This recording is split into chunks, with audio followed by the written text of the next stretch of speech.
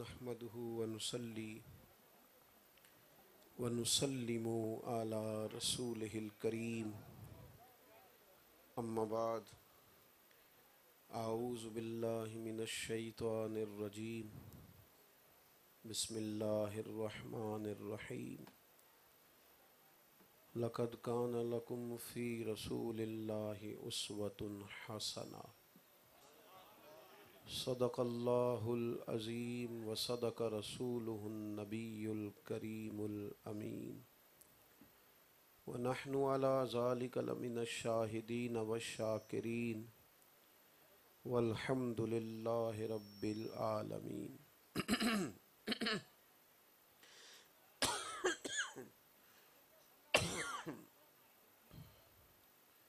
إن الله وملائكته يصلون على النبي يا أيها الذين آمنوا صلوا عليه وسلموا تسليما الصلاة والسلام عليك يا سيدي يا رسول الله وعلى آلك وأصحابك يا حبيب الله. سارے حضرات درود پاک پڑھیے. الصلاة والسلام علیک یا نبی وعلى آلك وأصحابك يا حبيب الله. اللهم صل على سيدنا ومولانا محمد معدن الجود والكرم وآلہ وصحبہ وبارک وسلم. حمد و صلات کے بعد عزیز دوستو، بزرگوں، بھائیوں، قابل صد احترام علماء، مشائخ، اللہ تعالیٰ کے فضل اور اس کی توفیق سے ہم سب آج اس بابرکت دینی اور روحانی محفل مبارکہ میں حاضر ہیں. اللہ اخلاص عطا فرمائے، ہماری اس حاضری کو قبولیت کا شرف نصیب کرے، اس محفل مبارکہ کو عقائد کی پختگی، اعمال کی درستگی اور ہمارے گناہوں کی معافی کا سبب بنائے. انسانی طبیعت کا یہ تقاضا ہوتا ہے کہ انسان کے خیالات، افکار، سوچیں ذاتی نہیں ہوتی. یقیناً وہ کسی نہ کسی کی پیروی کرتا ہے، کسی کو فالو کرتا ہے، کسی کے پیچھے چلتا ہے. انسان اپنی سوچوں کو ترتیب دینے کے لیے اور اپنے خیالات کو مرتب کرنے کے لیے اپنے ماحول سے اثر قبول کرتا ہے. جن لوگوں کے عقائد پختہ ہوتے ہیں، آپ تلاش کر کے دیکھ لیں، وہ پختہ عقائد والے لوگوں کے پاس بیٹھتے ہیں، جس کی وجہ سے وہ نظریاتی پختگی انہیں نصیب ہوتی ہے. جو لوگ آپ کو کمزور، کچی باتیں کرتے نظر آئیں گے، ٹوٹتے بکھرتے جذبات کا اظہار کرتے دکھائی دیں گے، وہ یقیناً ان لوگوں میں بیٹھتے ہوں گے جو معاذ اللہ مایوسی کی بات کرتے ہیں.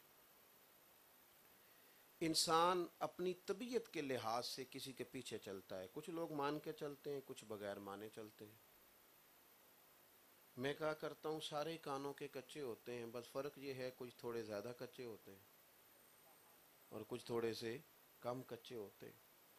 سب لوگ خارجی اثرات قبول کرتے ہیں. اس لیے ہمارے رب نے حکم دیا تھا کہ یا ایھا الذین آمنوا اتقوا اللہ وکونوا مع الصادقین. اللہ سے ڈرنا اور سچوں کی صحبت اختیار کرنا، اچھے لوگوں کے پاس بیٹھنا، چونکہ اس کا اثر ہوتا ہے. چونکہ ہم نے کسی نہ کسی کے پیچھے چلنا ہی تھا، کسی نہ کسی سے رائے قبول. آج بھی دنیا میں بہت سارے لوگ ہیں جو موٹیویشنل اسپیکر کہلاتے ہیں. چونکہ وہ اپنی دانش کے لحاظ سے اچھا کرنے کی کوشش کرتے ہیں، اپنے مزاج کے لحاظ سے صحیح چلنے کی کوشش کرتے ہیں، یا اپنے مطالعہ کے لحاظ سے، تو بعض اوقات وہ اچھائی پھیلاتے پھیلاتے گمراہیاں پھیلانی شروع کر دیتے ہیں. ہم دنیا کے اندر عالم اسلام پیغام یہ دیتا ہے کہ جو بندہ اپنی عقل سے نکلتا ہے نا کہ میں نے ٹھیک چلنا ہے، صحیح چلنا ہے، چونکہ عقل انسان کی کامل نہیں ہوتی تو پھر وہ بھٹکتا ہے. لہٰذا اسے رب نے نا معاملہ آسان کر کے دیا ہے. فرمایا اپنی دانش بینش کے پیچھے نہ چل، تو اس کے پیچھے چل جس کے پیچھے تجھے میں چلاتا ہوں. نبی پاک صلی اللہ تعالی علیہ وسلم اور تمام انبیاء کرام کی جو تعلیمات ہیں وہ وحی کے ذریعے،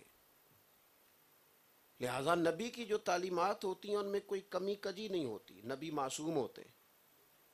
آنکھیں بند کر کے غیر مشروط طور پر بھی جو انبیاء کے پیچھے چلتا ہے اللہ راہ ہدایت عطا فرما دیتا ہے، باقی جو اپنے تئیں ٹھیک کرنا چاہتے ہیں وہ خرابی بھی کر بیٹھتے ہیں۔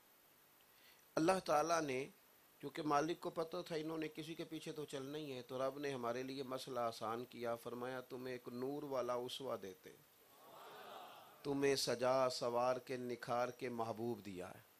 لَقَدْ كَانَ لَكُمْ فِي رَسُولِ اللَّهِ أُسْوَةٌ حَسَنَةٌ۔ تم مسلمانوں تمہیں ادھر ادھر نہیں جانا پڑے گا، تمہیں دروازہ دروازہ خیر نہیں مانگنی پڑے گی، تمہیں میں نے کریم رسول دیے ہیں، ان کی زندگی تمہارے لیے بہترین نمونہ ہے۔ جس پہلو سے بھی جینا چاہو گے، جس رنگ میں بھی تم چلنا چاہو گے، حضور کا نور پاک تمہیں فیض عطا کرے گا۔ ویسے تو یہ آیہ مقدسہ اپنے عموم پر ہے، زندگی کے ہر شعبے میں حضور کی پیروی کی جائے۔ نازل ہوئی تھی جنگ تبوک کے موقع پر، غزوہ خندق کے موقع پر یہ آیت نازل ہوئی۔ غزوہ خندق کے کچھ معروضی حالات سمجھیے گا۔ جتنے بھی کفار تھے نا، اسلام مخالف طاقتیں جتنی تھیں وہ ساری کٹھی ہو کے مدینے پہ حملہ آور ہو گئیں۔ معروضی حالات یہ تھے کہ قحط کا زمانہ تھا، صحابہ نے بھوک کی وجہ سے پیٹ پہ پتھر باندھے ہوئے تھے، کڑاکے کی سردی تھی۔ اب حالت یہ تھی کہ اس حالت میں اتنے سارے لوگوں کا مقابلہ کرنا ہے۔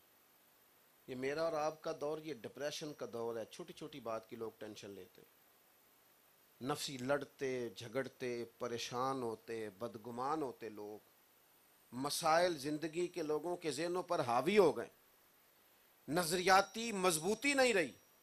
اب سارے قریش سارے کفار اکٹھے آ گئے، حالت بظاہر یہ ہے کہ قحط ہے، موسم بڑا ٹھنڈا ہے، نبی پاک نے صحابہ کو بلایا، بھئی اتنے سارے لوگوں کا مقابلہ کرنا ہے، بتاؤ۔ سب نے اپنی اپنی رائے دی۔ آج محبوب کریم نے کسی اور کی رائے کو قبول نہیں کیا، حضرت سلمان فارسی کی رائے کو قبول کیا۔ ہمارے زمانے میں لوگ مشورہ نہیں دیتے، حکم دیتے، کہنے نے جے میری مننی نہیں سی تے پھر مینوں پوچھیا کیوں سی؟ او بھائی تینوں پوچھیا سی کہ تیری گل منی بھی جا سکتی ہے تے مشورہ کہتے ہی اس کو ہیں جو قبول بھی کیا جا سکتا ہے، رد بھی کیا جا سکتا ہے۔ ہم یہ کرتے ہیں کہ ہم حکم دیتے ہیں، حکم نہ دیں، رائے دیں، قبول بھی کی جا سکتی ہے، چھوڑی بھی جا سکتی ہے۔ سب کے مشورے حضور نے چھوڑ دی۔ حضرت سلمان فارسی رضی اللہ تعالیٰ عنہ نے عرض کی، یا رسول اللہ صلی اللہ تعالیٰ علیہ وسلم، ہمارے علاقے میں یوں ہوتا ہے کہ خندق کھودی جاتی ہے بڑی کر کے، چوڑی خندق، اس میں آگ جلاتے ہیں، اور اتنی چوڑی ہوتی ہے کہ تیز رفتار سے بھی گھوڑا دوڑا ہوا ہے تو گھوڑا اسے پھلانگ نہ سکے۔ حضور نے رائے پسند کی، لیکن اب یہ خندق کھودنا آسان نہیں تھا، بھوک کے عالم میں کھودنی ہے، قحط میں کھودنی ہے، اور کوئی اس طرح کی نرم زمین نہیں، پتھروں والی زمین اور چٹیل زمین، اس کو کھودنا ہے، مشکل کام ہے بظاہر، بڑی مقدس ہے، بڑی نورانی ہے، بڑی کرم والی ہے۔ حضور نے فرمایا چلو بھائی، اب یہ نہیں کہ کارکنی کام کریں گے، شاگردی کام کریں گے، مرید ہی کریں گے، کوئی مسئلہ نہیں، پیر صاحب بھی اگر کسی وقت اپنے گھر کے سبزی کا شاپر اٹھا لیں تو مسئلہ کوئی نہیں۔ اگر پیر صاحب کبھی مسجد میں جھاڑو دے لیں تو حرج والی بات، کیونکہ اٹھ نہ فریدا ستیا تے جھاڑو دے مسیت، اوے تو ستے ہیں رب جاگدا تیری ڈاڈے نال پریت، تو حرج والی بات کوئی نہیں۔ اللہ کے محبوب علیہ السلام نے جہاں صحابہ کو حکم دیا وہاں خود بھی حضور نے کام کیا، بلکہ صحابہ فرماتے ہیں کہ جو چٹان ہم سے نہیں ٹوٹتی تھی، کریم فرماتے تھے مجھے دو تھوڑا، میں تمہیں توڑ کے دیتا ہوں۔ اس حالت میں خندق کھودی۔ ہمارے ہاں نہ 4 گھنٹے نہیں صبر ہوتا نوجوان نسل سے، جلدی ہے، شارٹ کٹ چاہیے، فٹافٹ کرو، انقلاب کب آئے گا، جلدی کریں، اور جناب آپ کو اتنی دیر ہو گئی تقریریں کرتے، اتنے مولویوں، لوگ تو ٹھیک ہوتے نہیں، فٹافٹ ہے، جلدی ہے۔ مجھے بتائیے، سخت بھی بندہ بیمار ہو جائے ڈاکٹر کے پاس جائے، کبھی کسی ڈاکٹر نے کہا یہ دوائی لے جا، ساری کھا، جا کے آدھے گھنٹے میں ٹھیک ہو جائے گا؟ کیا کہتا ہے؟ ایک گولی صبح کھانا، ایک چمچ صبح لینا سیرپ کا، ایک، اور کہتا ہے اگر طبیعت ٹھیک نہ ہوئی تو 8 دن کے بعد دوبارہ بھی آنا۔ لیکن اگر کوئی بندہ کہے جی مجھے تو جلدی ہے، میں نے ساری دوائی کھانی ہے، ٹھیک ہوگا کہ زیادہ بیمار ہوگا؟ تھوڑا حوصلہ جو ہوتا ہے نا، صبر، اس سے نا آسانی ہو جاتی ہے۔ تھوڑا ٹھہر جانا، وقت کا انتظار کرنا۔ اگر کوئی شخص دوپہر کو شدید احتجاج کرے نا، مجھے گرمی لگ رہی ہے، تو اس کے احتجاج کرنے سے دوپہر کو 12 بجے مغرب کا ٹائم نہیں ہونا، شام اپنے وقت پہ جا کے ہوگی۔ لہذا شدت نہیں دکھائیں، حوصلہ، صبر، تحمل، بردباری، یہ حسن ہے زندگی کا۔ کتنے دن یہ محاصرہ رہا؟ وہ آ کے بیٹھ گئے کفار، خندق کھود لی گئی، کتنے دن رہا؟ 1 مہینہ پورا۔ 3 گھنٹے نہیں لوگ صبر کر سکتے، گھر میں بیٹھنا پڑے تو 1 مہینہ انہوں نے مدینہ طیبہ کا محاصرہ کیا، اور رسول پاک علیہ السلام کے صحابہ نے پیٹ پر پتھر باندھے اور حضور نے ان کی قیادت کی۔ جب مہینہ پورا گزر گیا نا، تو وہ جو ایک دوسرے کو کہہ کے لائے تھے نا کہ چلو حملہ کرتے ہیں جیتیں گے، وہ ایک دوسرے کے کہنے لگے تو غدار ہے، وہ کہنے لگا تو غدار ہے، وہ کہتا تو غدار ہے، تو نے ہمیں کہا تھا چل چلیں، تم زبردستی لائے تھے۔ وہ ایک دوسرے کو برا بھلا کہنے لگے، ہوائیں تیز چلیں، خائب و خاسر ہو کے مدینہ طیبہ سے واپس لوٹ گئے۔ اس سارے ماحول میں محبوب یوں ڈٹ کے کھڑے ہوئے کہ وہ ہماری طرح کے لوگ جو ذرا ذرا سی باتوں پہ گھبرا جاتے ہیں نا، رب نے ان سے فرمایا لَقَدْ كَانَ لَكُمْ فِي رَسُولِ اللَّهِ أُسْوَةٌ حَسَنَةٌ، یہ دیکھو نا، ادھر آؤ نا، یہ دیکھو تمہارے لیے میرے نبی کی زندگی بہترین نمونہ ہے۔ تھوڑا سا زندگی میں ٹھہراؤ، تھوڑا صبر، تھوڑا حوصلہ، معاملہ فہمی، بغور چیزوں کو دیکھنا۔ 3 4 چیزیں نبی پاک علیہ السلام کی سیرت سے ضرور سیکھیں، ضرور، اور کبھی ان کو فراموش نہ کریں۔ ایک تو حضور کی سیرت ہمیں بتاتی ہے کہ رویوں کو ہمیشہ مثبت رکھیں۔ یہ جو منفی سوچیں ہوتی ہیں نا، منفی، ہمارے ملک کا بھلا کیا حال کیا لوگوں نے، وہ جی عوام لڑتی ہے، سیاستدان کھا گئے، بیوروکریٹس برے ہیں، اور کچھ لوگوں کا حال یہ ہے کہ جب تک ان کے حق میں چیزیں تھیں ساری ٹھیک تھیں، اور جب تک سے ان کے حق سے اتری ہیں تو پھر ساری چیزیں خراب ہو گئی ہیں۔ جب تک کوئی میرے حق میں ہے وہ بالکل ٹھیک ہے، اور جب ذرا میرے حق میں نہیں ہے پھر وہ بالکل ذاتیات کے جھگڑے۔ پوری دنیا میں ہم نے یہ ماحول بنایا ہے کہ میں ملک سے باہر تھا ایک دفعہ، مجھے ایک صاحب کہنے لگے پاکستان میں تو بڑی خود غرضی ہے، بڑے لوگ خود غرض ہیں، بڑی خود پسندی ہے۔ میں کہ تینوں اتنے بہ کے کیویں پتہ ہے؟ ہمارے ہاں تو یہ ابھی کل سیلاب آیا ہے، ہم لوگ گراؤنڈ پہ تھے، ہم نے خود دیکھا ہے جن بیٹیوں نے مشین پہ، سلائی مشین پہ بیٹھ کے جہیز بنایا تھا نا، خود غریب باپ کی بیٹی، اس نے بھی کہا یہ میرے سارے بستر لے جاؤ، سیلاب والوں کو دے دو، میں 3 کپڑوں میں گزارا کر لوں گی۔ اس قوم میں سنیں جی، اللہ جزا دے، توجہ کیجئے گا، ایک بچے کو خون، ایک بزرگ کو خون کی بوتل کی ضرورت ہوتی ہے، 13 بچے گلی میں کھڑے ہوتے ہیں کہ ہم حاضر ہیں۔ اس قوم کا دوسرا رخ بھی تو کبھی دیکھو نا، ان کی محبت دیکھو، شوق دیکھو، وارفتگی دیکھو، درد دیکھو۔ یہ دیکھیں ٹھنڈ ہے، میری بھی کچھ طبیعت کچھ دنوں سے ٹھیک نہیں ہے، لیکن آپ دیکھیں کتنی بڑی تعداد میں، اور جوانوں کی تعداد زیادہ ہے، تو یہی چراغ جلے گا تو روشنی ہوگی، یہی چراغ جلے گا تو روشنی ہوگی۔ اللہ کے محبوب کی زندگی میں جو رویوں کا مثبت پن ہے نا، مثبت، ہم نا بڑی جلدی مایوس ہو جاتے ہیں، پریشان باتیں کرتے ہیں، فلانا بھی برا، فلانا بھی برا، فلانا بھی غلط، اس سے خرابی پیدا ہوتی ہے۔ ہاں کوئی بندہ بدعقیدہ ہو تو ضرور اس کے بارے میں طبیعت سخت کریں، لیکن باقی ذرا نا اپنے رویوں کو مثبت، طبیعت کو مثبت۔ آپ دیکھیں حضور علیہ الصلوۃ والسلام کفار کے ساتھ اور ان کے معاملے میں جب بات کرتے تھے تو اس طرح کرتے تھے جس طرح کسی ناسمجھ بچے کے بارے میں بات نہیں کی جاتی۔ 10 دن حضور طائف میں رہے ہیں، 10 دن ایک بندے نے بھی کلمہ نہیں پڑھا، الٹا انہوں نے روڑے مارے۔ ہمارے ہاں بھی لوگ معاف کرتے ہیں، پر وہ بندہ معاف کرتا ہے جس کے پاس بدلہ لینے کی طاقت نہیں ہوتی۔ جس کے پاس بدلہ لینے کی طاقت ہو وہ اینٹ کا جواب پتھر سے دیتا ہے۔ سخت لوگ حالات کر دیتے ہیں۔ ان لوگوں نے اتنی تکلیف دی. حضرت زید بن حارثہ کہتے ہیں میں نے عرض کی یا رسول اللہ کریں نا دعا یہ تباہ ہو جائیں. کریں. اور میرے بھائی ہمارے ہاں جو اپنے دشمن کو تباہ کر سکتا ہو وہ کبھی باز الا ماشاءاللہ نہیں آتا. یا رسول اللہ کریں دعا. حضور نے ہاتھ اٹھائے. حضرت زید کہتے ہیں میں سمجھ گیا اب تو تباہ ہوئے ہی ہوئے. پتہ ہے حضور نے دعا کیا کی؟ آپ پھر دیکھیں پس منظر کو یاد رکھیں. میں جذبات کا اظہار کر رہا ہوں تقریر نہیں کر رہا. 10 دن حضور رہے ایک بندے نے بھی بات نہیں مانی الٹا روڑے مارے. تو حضور دعا کیا کر رہے ہیں؟ اللہم اہد قومی فإنہم لا یعقلون. قربان جائیں. اس طرح انسان چھوٹے بچے کو کہتا ہے نا انہوں تجھے پتہ ہی نہیں وہ چہرہ بہا لے. حضور کیا فرمانے لگے؟ کہا اے اللہ میری قوم کو ہدایت دے دے انہیں پتہ ہی نہیں یہ کیا کر رہے ہیں. حضرت زید کہتے ہیں میں نے عرض کی یا رسول اللہ ایک بندے نے بھی بات نہیں مانی. او بھائی ایک نے بھی نہیں بات مانی اور آپ پھر بھی دعائیں کر رہے ہیں. تو حضور کی سوچ کا مثبت انداز دیکھیں. رسول کریم علیہ السلام فرمانے لگے اگر نہیں نا ان میں سے کسی نے بات مانی تو پھر بھی پریشانی کوئی نہیں. زید میری امید نہیں ٹوٹی. مجھے امید ہے یہ نہیں نہ مانتے تو ان کی آنے والی نسلیں مان جائیں گی. یہ مانیں گے. اتنی جلدی کیوں پریشان ہو جائے مایوس ہو جائیں. امیدیں رہیں تازہ دم رہیں. اٹھ باندھ کمر کیوں ڈرتا ہے پھر دیکھ خدا کیا کرتا ہے. اپنی زندگی میں عزم مصمم. ہمارے ہاں لوگ کہتے ہیں جی میں غریب ہوں میں کمزور ہوں کیسے بات بنے گی میں پنڈ دا رون آلا. آپ دنیا میں بڑے بڑے لوگوں کو کھنگال کے ٹٹول کے دیکھیں جنہوں نے بڑے بڑے کام کیے کسی غریب گھرانے سے تھے. کسی چھوٹے اقبال کے بیٹے نے خط لکھا ہے نا اس نے کہا ابا جی آپ لندن میں ہیں پیسوں کی ضرورت پڑ گئی ہے قرضہ لے لوں. تو ڈاکٹر اقبال کیا کہنے لگے تو دیار عشق میں اپنا مقام پیدا کر.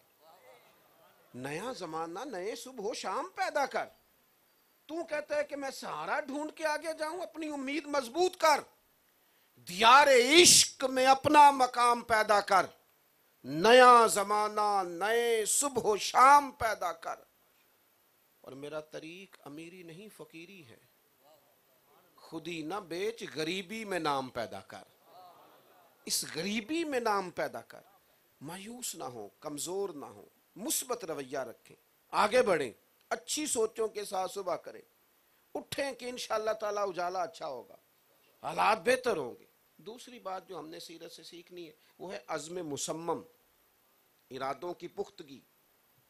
ہمارے ہاں نا ہمارے بچے سویرے کوئی پروگرام بناتے ہیں دوپہر کو کوئی اور شام کو کوئی نظریہ ہی نہیں کوئی سوچ ہی نہیں. یعنی ایک بندے نے ایم ایس سی کر لی ہے ایم کام کر لیا ہے ایم ایڈ ہو گیا اس سے پوچھتے ہیں پروگرام کیا ہے کہتا ہے باپ سمجھ نہیں آ رہی. بھئی جب آپ کو 40 سال تک 30 سال تک سمجھ ہی نہیں آ رہی تو آپ جائیں گے کدھر. عزم مصمم کچھ ارادہ کچھ پروگرام اس پر کوشش. رسول پاک علیہ الصلوۃ والسلام نے نا عزم مصمم سے آپ غور فرمائیں دنیا میں سب سے کمزور بندہ کون ہوتا ہے؟ وہ بندہ کمزور ہوتا ہے جو بے یقین سا ہوتا ہے. ہمارے ہاں لوگ شاگرد ہو کے بھی شاگرد نہیں ہوتے مرید ہو کے بھی مرید. ناراض ہو گئے ہو؟ کسی جماعت میں ہو کے بھی جماعت میں خاندان میں ہو کے بھی خاندان میں. میں اکثر اپنے دوستوں سے کہا کرتا ہوں کہ یہ کچھ چاہتے ہمارے رب کی ہیں ہماری نہیں. اللہ نے جس خاندان میں مجھے چاہا پیدا کیا تو جو دادا اللہ نے میرے لیے پسند کیا مجھے بھی پسند ہونا چاہیے تھا. جو چچا جو ماموں اللہ نے میرے لیے پسند کیا ہے مجھے بھی پسند. یہ خوش رہنے کا طریقہ ہے. دنیا میں صرف خوش وہ ہوتا ہے جو رب کی رضا پہ راضی رہتا ہے اور جو کچی پکی باتیں کرتا ہے کمزور ہو جاتا ہے. عزم مصمم ارادوں کی پختگی. کوئی ضروری ہے کہ آپ کے ساتھ سارا زمانہ چلے کوئی ضروری ہے کہ فوری طور پر سارے حالات ٹھیک ہو جائیں کوئی ضروری ہے کہ ہر بندہ آپ سے اتفاق کرے. آپ کا کوئی عزم ہو. گھوڑا جب دوڑتا ہے نا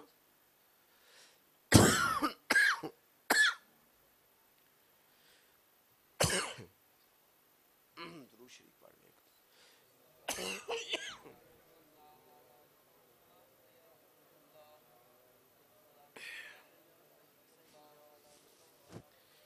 گھوڑا جب دوڑتا ہے نا تو کئی دفعہ نا کانٹے دار جھاڑیاں اس کے پیروں کو لگ جاتی ہیں، لیکن اگر دوڑتا رہتا ہے نا، توجہ ہے آپ دوستوں کی، یہ چوپ کرانے والے ذرا چوپ کر جائیں، مہربانی کریں، یہ جو کہہ رہے ہیں نا آگے جائیں پیچھے جائیں، جو انشاءاللہ آئے گا نا اسے جگہ بھی مل جائے گی، آپ خاموشی سے رہیں، اللہ تعالیٰ جزائے خیر دے۔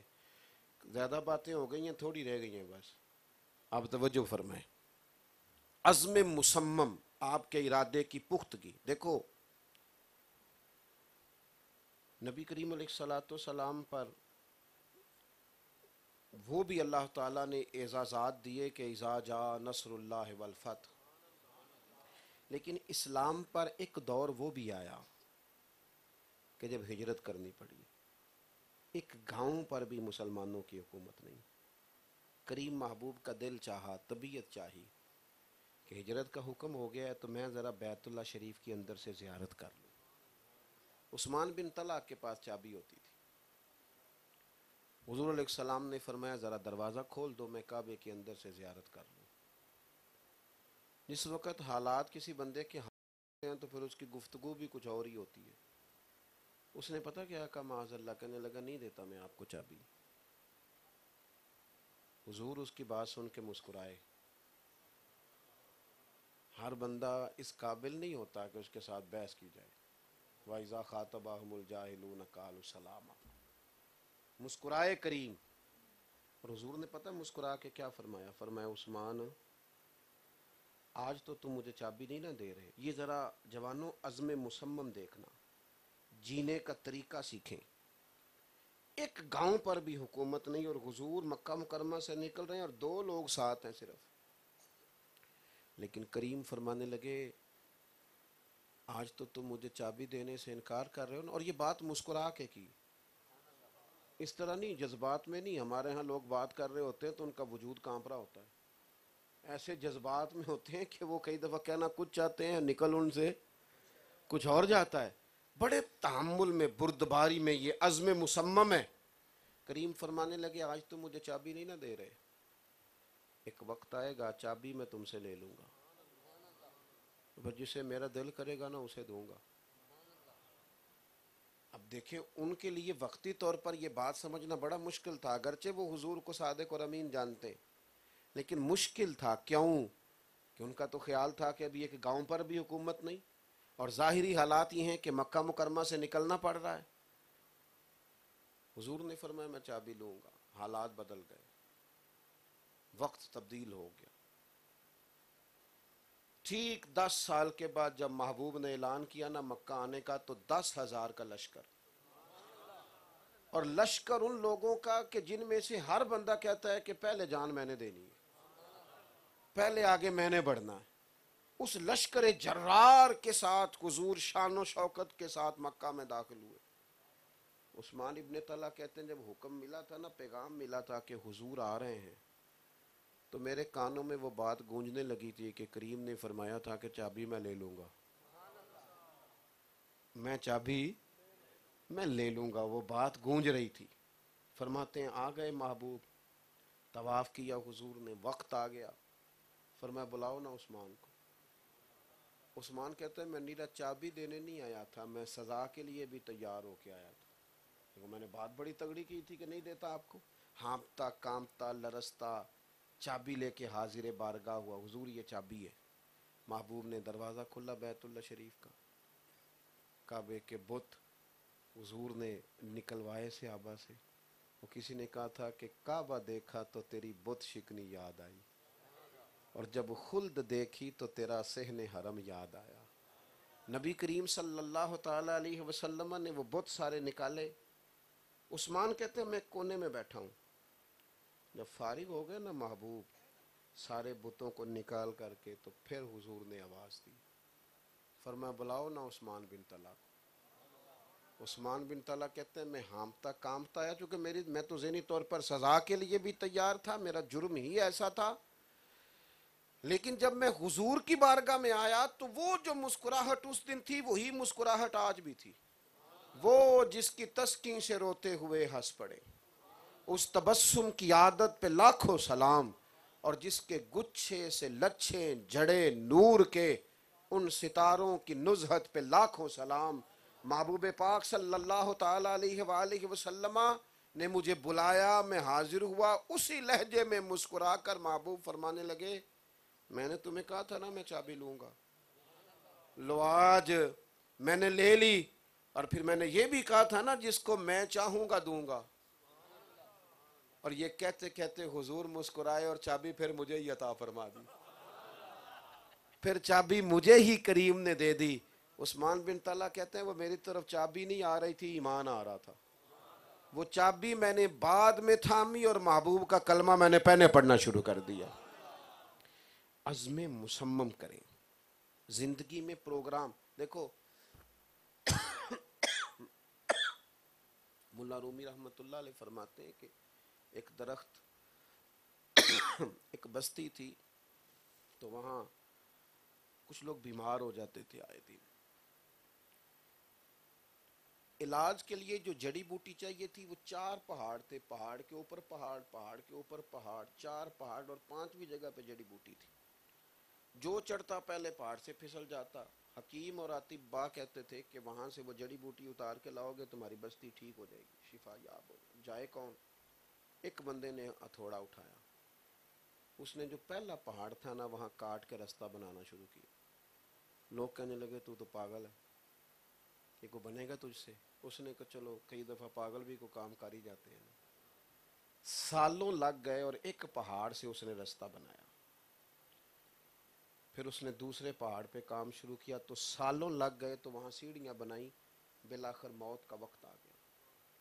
لوگ اس کے پاس آئے، آ کر کے کہا تجھے کیا ملا؟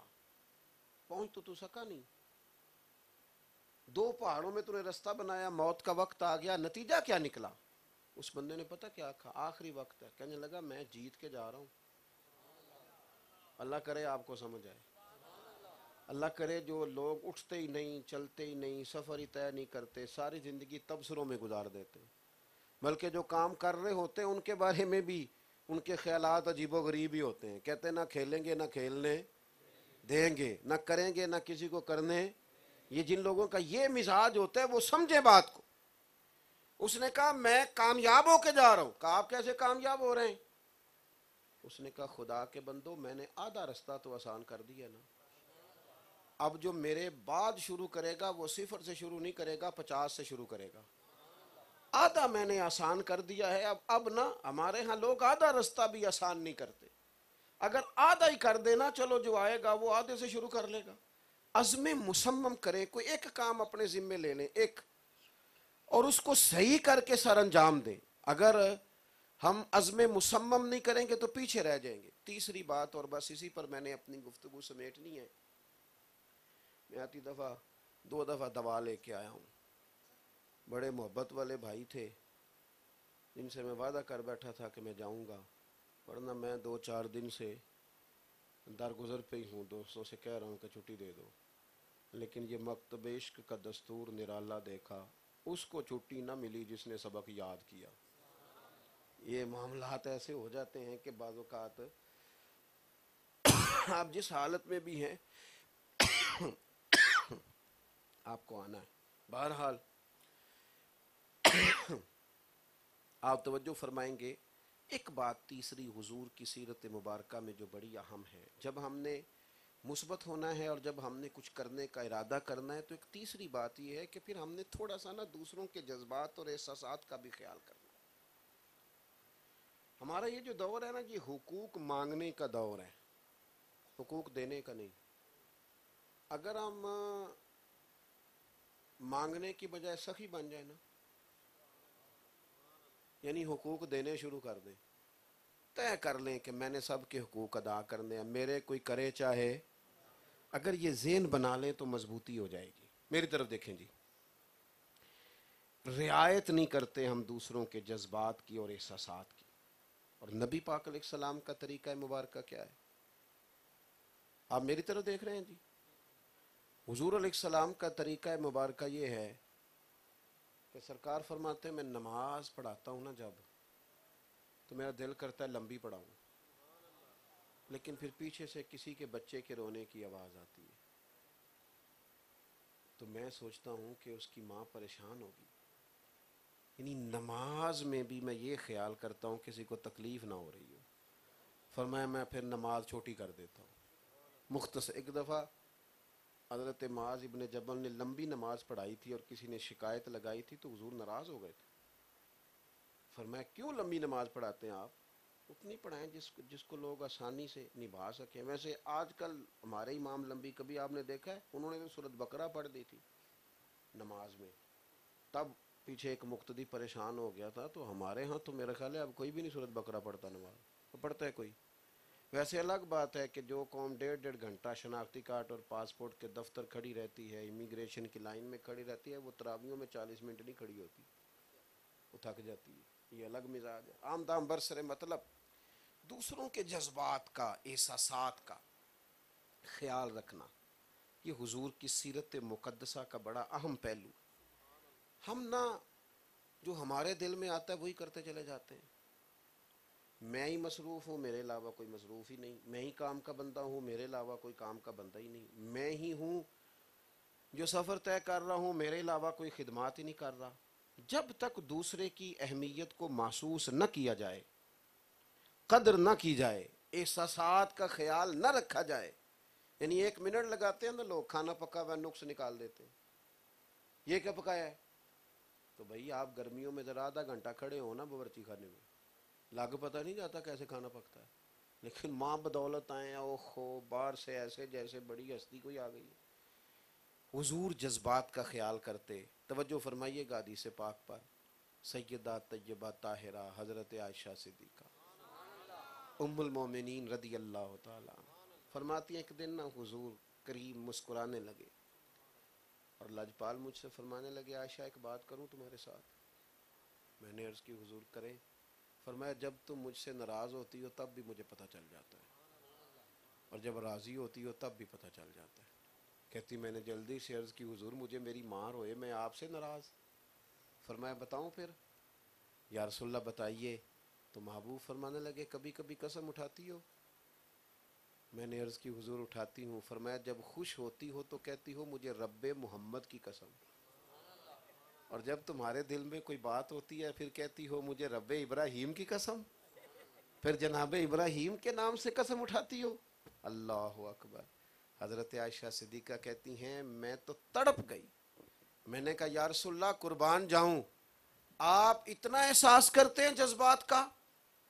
بھائی جان میں تے گئی تھوڑی کرنا, تسی اور تھوڑی کران لگے میرے کو, ذرا بیٹھ جاؤ, اللہ آپ کو خوش رکھے. بس بات ختم ہو گئی جی. آپ لائیں جی لائیں, آپ رکھ, اللہ آپ کو جزائے خیر. ہو گیا جی. اب میری بات سنیں جی 2 منٹ. فرماتی ہیں کہ میں مجھ پر وجدانی سا ماحول بن. یا رسول اللہ آپ اتنا جذبات کا خیال رکھتے ہیں؟ یعنی کوئی کیا بول رہا ہے, کیا سوچ رہا ہے, اس کا احساس کرنا, اس کا خیال رکھنا. ہمارے ہاں تو پورا احتجاج کیا جائے پھر کوئی بات سنتا ہے. پورا جب تک گھر میں باہر کسی بندے کو بھی بات منوانی ہو تو پورا لوگوں کو احتجاج کرنا پڑتا ہے. نبی کریم جذبات کا خیال فرماتے, احساسات کا خیال فرماتے. سرور کائنات علیہ الصلاۃ والسلام لوگوں سے محبت کرتے, ان کو ان کے مرتبے کے مطابق اعزاز عطا کرتے. یہ حضور نے ہمارے لیے سنت چھوڑی. جب ہم تھوڑا سا نا جذبات کا خیال رکھنے لگیں گے, اگر ہماری طبیعت میں جذبات ہے نا تو ہمارے گھر میں بھی کچھ لوگ ہیں, ہمارا اخلاق بہت باہر بہت اعلیٰ ہوتا ہے اور گھر کے اندر, بلکہ آج کل تو یہ ماحول بن گیا ہے کہ چونکہ ہم میڈیا کی دنیا میں زندہ رہنے لگے ہیں, ہماری نفسیات پر واٹس ایپ اور فیس بک اور موبائل اور فلاں فلاں سوار ہے نفسیات پر. تو اب تو یہ حال ہو گیا ہے کہ جو بندہ جہاں بھی ہے نا وہ ہر وقت وہ, یعنی جج صاحب کا دل کرتا ہے میں گھر بھی آؤں تو کوئی فیصلہ ہی کرا لے مجھ سے, ٹیچر کا دل کرتا ہے گھر آؤں تو سب کتابیں نکال لیں, علامہ صاحب پیر صاحب کا خیال ہوتا ہے سب دست بستہ کھڑے ہو جائیں. او بھائی تو جج باہر تھا, یہاں تو کسی کا بیٹا بھی تو ہے نا, کسی کا بھائی بھی تو ہے نا, کسی کا شوہر ہے. تو کہتا ہے میں تھکا ہوا آیا ہوں, اور یہاں حال یہ ہے کہ سارے دن کی کچھ باتیں ہیں جو صرف آپ سے ہی ہو سکتی ہیں. اللہ نے آپ کو کسی کا لباس بنایا ہے, آپ کے دل میں کشادہ روئی ہونی چاہیے, آپ کے اندر وہ جذبات ہونے چاہیے, وہ خوبصورتی ہونی چاہیے. تو تین باتیں میں نے آپ کی خدمت میں آج حضور کی محبت کی عرض کی ہیں. ایک تو مثبت رہیں زندگی میں جتنا رہ سکتے، کم سے کم منفی ہو. جتنا انسان زیادہ مثبت ہوتا ہے اسے اللہ کی مخلوق اتنی زیادہ پیاری لگتی ہے، وہ کائنات کے رنگوں کو اتنا زیادہ حسین کر کے دیکھ لیتا ہے. اور دوسری بات یہ کہ عزم مصمم کرے. اپنی زندگی کتنا وقت بیت گیا، کتنا. اب تو مطلب اس طرح ہے کہ کئی دفعہ سوچتے ہیں کہ یار کئی کلاس فیلو چلے گئے، کئی قریبی چلے گئے، کتنے لوگ تھے جنہ باجوں ایک پال نہیں سنجیندے، انہوں شکلاں بھی یاد نہ رہی ہیں. کچھ کر جائیں زندگی میں، کچھ عزم ہو، کچھ کر جائیں. تیسری بات یہ کہ اس کرنے میں اور مثبت رہنے میں دوسروں کے جذبات اور احساسات کا ضرور خیال فرمائیں. آپ بہت بڑی تعداد میں آئے، بڑی خوبصورت محفل سجائی گئی. اللہ تعالی ہماری حاضری کو قبولیت کا شرف عطا کرے. آخر دعوایا ان الحمد للہ رب العالمین.